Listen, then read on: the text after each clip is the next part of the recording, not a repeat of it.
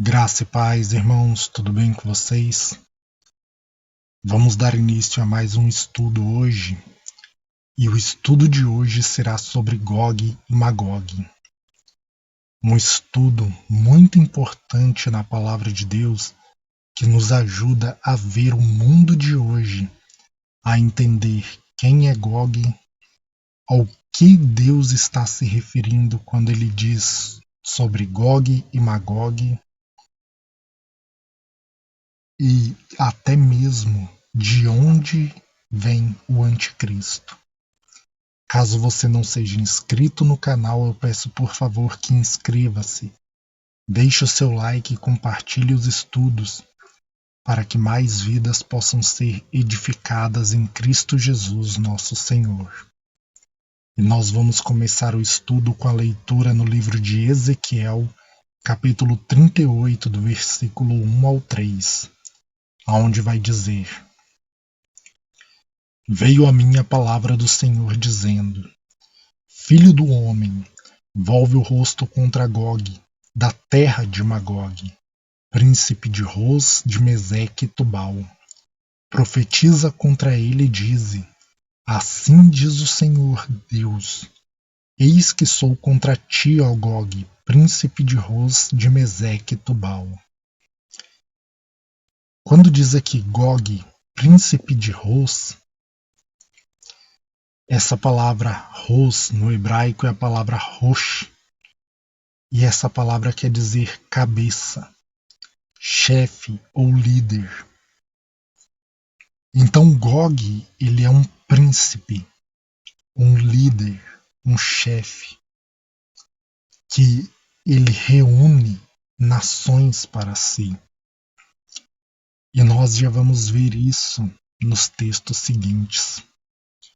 Quando diz assim, em Daniel capítulo 9, versículo 26 e 27, aqui está falando sobre a profecia das 70 semanas, mas é importante para nós entendermos sobre esse príncipe que recebeu o nome de Gog, porque Deus ele fez aqui uma jogada pegando o nome da terra e abreviando o nome da terra para dar o nome ao personagem, porque ele diz Gog, da terra de Magog. Muitos lugares têm o nome de uma pessoa, só que para falar do anticristo nessa parte, Deus pega o nome do lugar e dá o nome à pessoa. Então não que o nome do anticristo vai ser Gog, mas isso daqui é uma forma de Deus se referir a ele. E aí em Daniel nós vamos ver que a palavra diz assim: Depois das 62 semanas será morto o ungido, e já não estará, e o povo de um príncipe que há de vir destruirá a cidade e o santuário, e o seu fim será num dilúvio, e até o fim haverá guerra, desolações são determinadas. Ele fará firme aliança com muitos por uma semana. Na metade da semana fará cessar o sacrifício e oferta de manjares.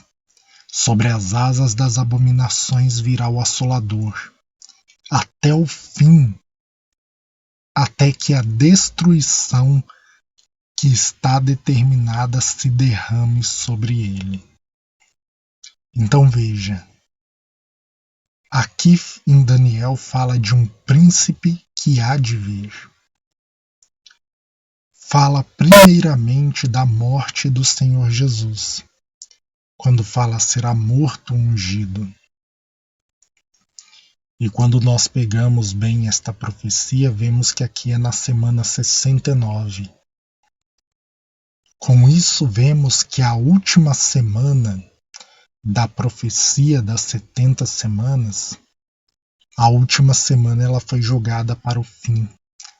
Ela não se cumpriu junto numa linha exata do tempo com as outras semanas. mas sim tem um hiato de tempo, um espaço de tempo entre a semana 69 e a semana 70. Até porque tem coisas que devem se cumprir no cumprimento das 70 semanas, que se nós observarmos bem, essas coisas não se cumpriram ainda. Quando diz aqui, o povo de um príncipe que há de vir, então nós vimos que Gog é um príncipe. E aqui em Daniel diz que é um príncipe que há de vir, ou seja, apontando para o futuro. O povo desse príncipe destruiu Jerusalém no ano 70. E se você pegar livro de historiadores como Flávio Joséfo, por exemplo, você vai ver que não foram os romanos que destruíram Jerusalém no ano 70. O Império Romano dominava naquele tempo, mas quem destruiu Jerusalém no ano 70 foram árabes que faziam parte do Império Romano. Porque, segundo o historiador Flávio Joséfo, nem César nem Tito queriam a destruição de Jerusalém, porque não era assim que o Império Romano trabalhava. O Império Romano, ele subjugava nações para que essas nações pagassem impostos para eles.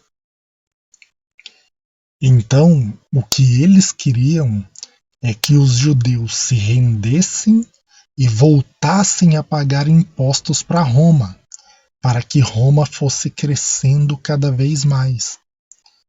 Porém, os árabes que faziam parte do exército romano, como os árabes odeiam os judeus, eles se aproveitaram da situação e eles destruíram Jerusalém. Destruíram a cidade, incendiaram o santuário, tudo no ano 70. Então vê que quando fala o povo de um príncipe que há de vir, e nós vemos que o povo que destruiu o Jerusalém no ano 70 foram os árabes, então você vê que os árabes é o povo desse príncipe que há de vir.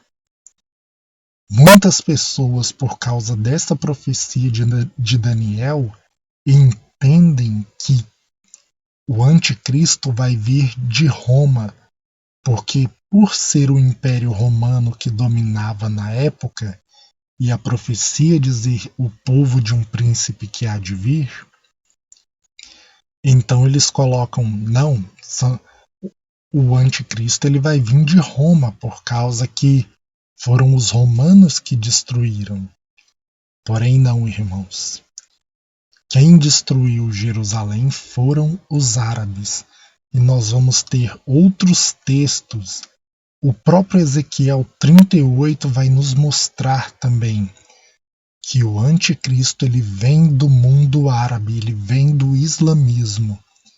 E eu estou falando isso porque já tem estudos no canal mostrando isso. Caso você não tenha visto, procure nas playlists do canal, porque tem estudos que mostram que o anticristo ele vem do mundo islâmico.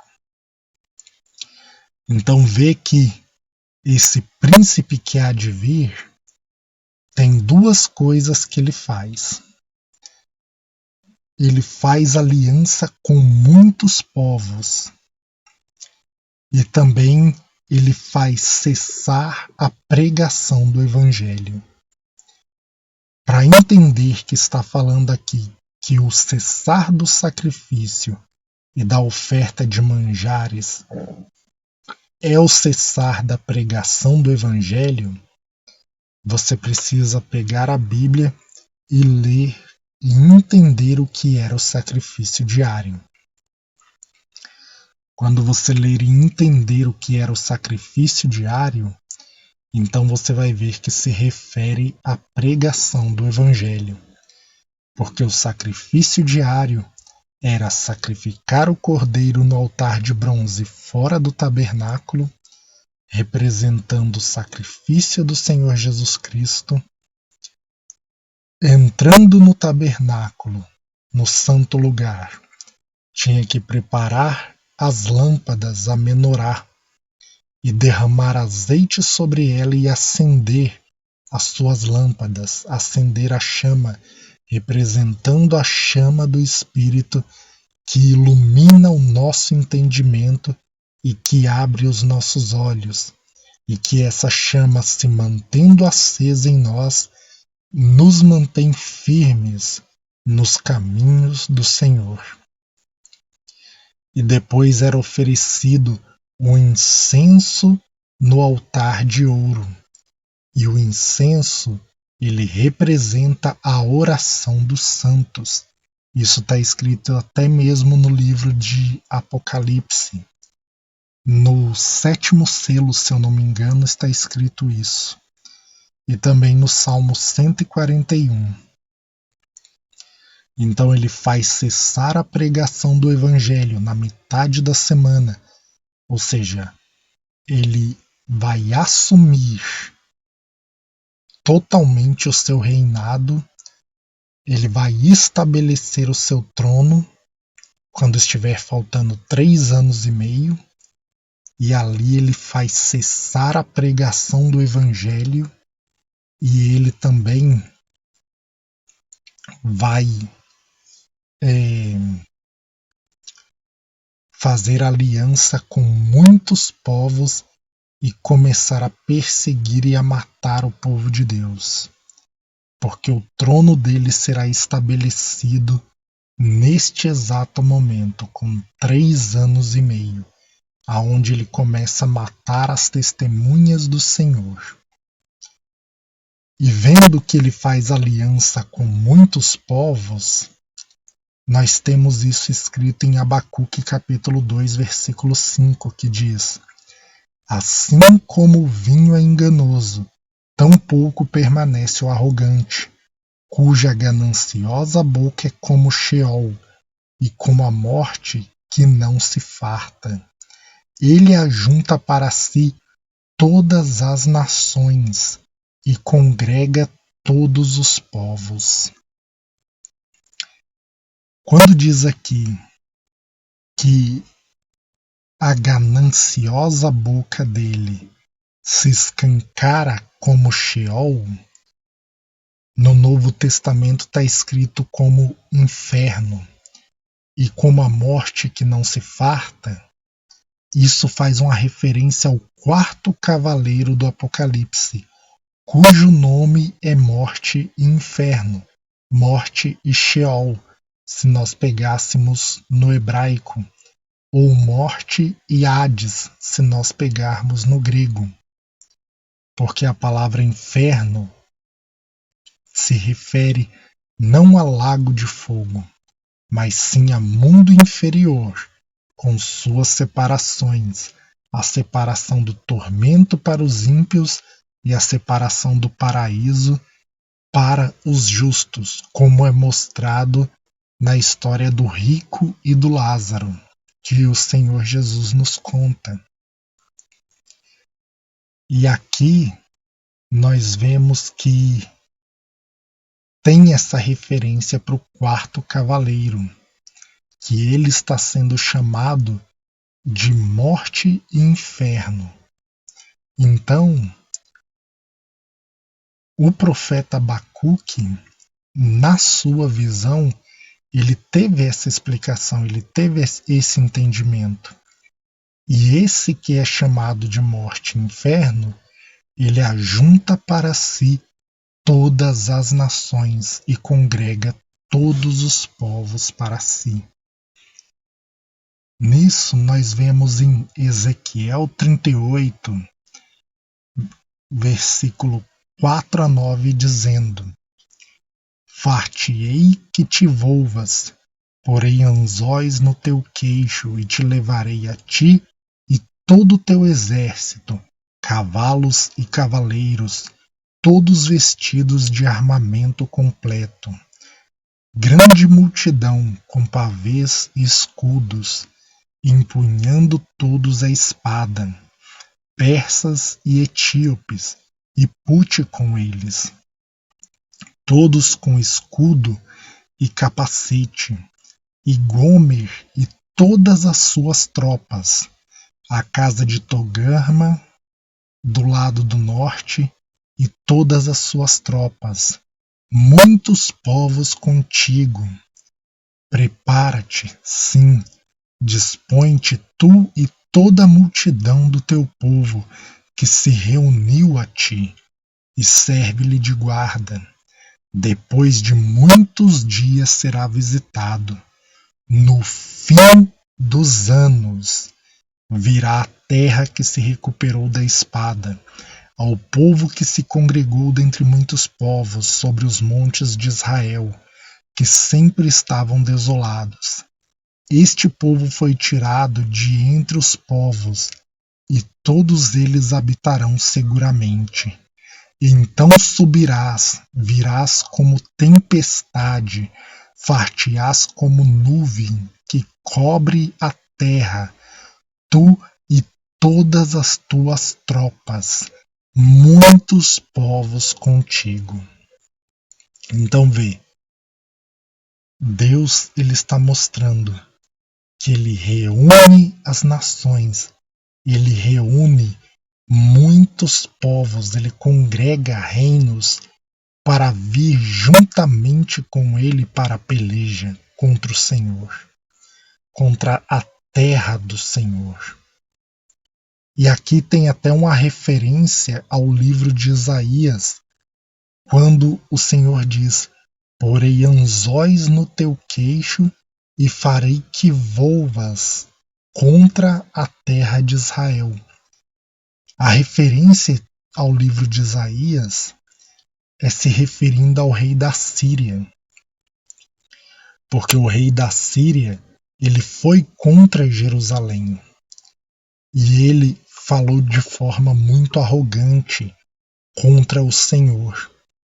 Então o Senhor disse assim em Isaías 37, versículo 29: por causa do teu furor contra mim, e porque a tua arrogância subiu até os meus ouvidos, eis que porei meu anzol no teu nariz e o meu freio na tua boca, e te farei voltar pelo caminho por onde vieste. Então aqui, Deus ele colocou anzol no nariz do rei da Síria e o fez voltar pelo caminho que ele foi contra Jerusalém. A Assíria, ela vem dos lados do norte. A Assíria pega atualmente Turquia, Irã e Iraque. E a terra de Magog, ela pega a Turquia e o Irã. E vê que diz que Gog, ele vem da terra de Magog. Então vê, Deus, no passado, falando com o rei da Síria, ele disse que colocaria anzol no nariz e o faria voltar para sua terra. Só que nos últimos dias, ele pega essa mesma referência e fala com Gog: colocarei anzóis no teu queixo e te trarei contra a minha terra. Por quê? Por causa que Deus ele executa juízo contra o seu povo e contra as nações. Deus ele usa as nações para executar juízo contra o seu povo que está em pecado, para que o seu povo se arrependa, mas depois também Deus executa juízo contra as nações. Então, quando nós vemos aqui que falando da arrogância do rei da Síria, nós temos uma referência para Daniel 7, falando do chifre pequeno que tinha olhos como de homens e uma boca arrogante. Mas também falando do rei da Síria, nós temos referências para o profeta Naum, que diz assim, em Naum capítulo 1, versículo 14: Porém, contra ti, Assíria, o Senhor deu ordem que não haja posteridade que leve teu nome. Da casa dos teus deuses exterminarei as imagens de escultura e de fundição. Farei teu sepulcro porque és vil. Essa referência és vil, ela tem também no próprio profeta Naum, no capítulo 1, versículo 11, onde diz assim: De ti, Nínive, saiu um que maquina o mal contra o Senhor, um conselheiro vil. Nínive era capital do antigo reino da Síria. Nínive está localizado na antiga Babilônia e no atual Iraque. Então, irmãos, quando diz aqui, de ti, Nínive, saiu um que maquina o mal contra o Senhor, Deus não só está trazendo à memória a construção da Torre de Babel, onde Nimrod, que edificou Nínive, ele quis edificar a Torre de Babel e colocar todos os homens morando naquela torre, debaixo de um único sistema, um sistema único, todos ali, porque todos falavam a mesma língua. Mas Deus ele está dando referência também a de onde vem o anticristo, que é da antiga Nínive, que é o atual Iraque. E quando nós vemos que no livro de Ezequiel fala que ele é da terra de Magog, e Magog é a Turquia, nós temos a referência da carta de Pérgamo, a carta às 7 igrejas da Ásia. Na carta de Pérgamo, o Senhor ele diz assim que em Pérgamo é onde está o trono de Satanás, e Pérgamo é na atual Turquia. Então é como se Deus estivesse nos mostrando o caminho. O anticristo ele sai do Iraque e ele vai para a Turquia. Na Turquia ele estabelece o seu trono, ajunta as nações e depois ele vem contra a terra do Senhor. Veja o que diz em Daniel capítulo 11, versículo do 28 ao 36. Então o homem vil tornará para a sua terra com grande riqueza, e o seu coração será contra a santa aliança. Ele fará o que lhe aprouver e tornará para a sua terra. No tempo determinado tornará a avançar contra o sul, mas não será nesta última vez como foi na primeira, porque virão contra ele navios de Quitim, que lhe causarão tristeza.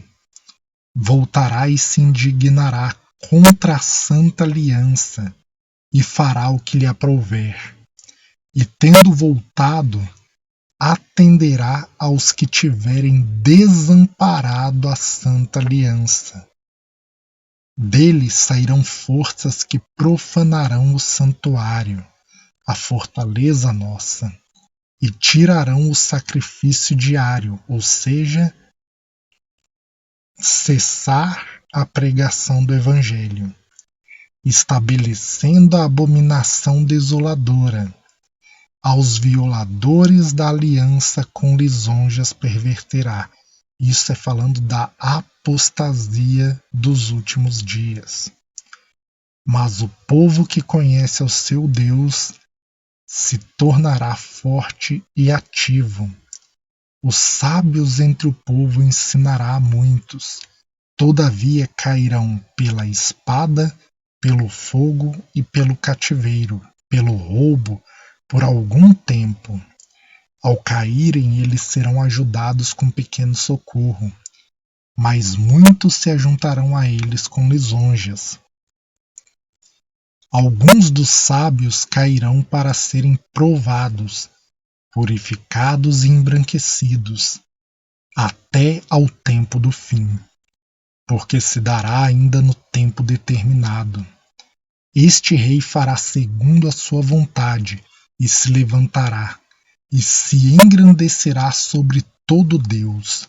Contra o Deus dos deuses falará coisas incríveis, e será próspero até que se cumpra a indignação porque aquilo que está determinado será feito. Então, irmãos, este homem vil, ele faz cessar a pregação do Evangelho, ele se exalta acima de todo Deus, como Paulo disse em 2 Tessalonicenses capítulo 2, e também ele traz a apostasia. Aos violadores da aliança ele com lisonjas perverterá. Ou seja, violadores da aliança são aqueles que se apostatarão da fé. É por isso que o apóstolo Paulo ele diz que a vinda do Senhor não acontecerá sem que primeiro venha a apostasia e seja revelado o homem da iniquidade. Então a apostasia não é arrebatamento, a apostasia é abandono da fé. Então, irmãos, a palavra ela está nos mostrando como que o anticristo ele vai agir. Cessando a pregação do evangelho, vai trazer apostasia ao mundo e vai matar muitos dos servos de Deus, as testemunhas do Senhor, a todos aqueles que devem morrer como testemunha do Senhor. Porque tem a promessa do Senhor de guardar no deserto uma parte da igreja.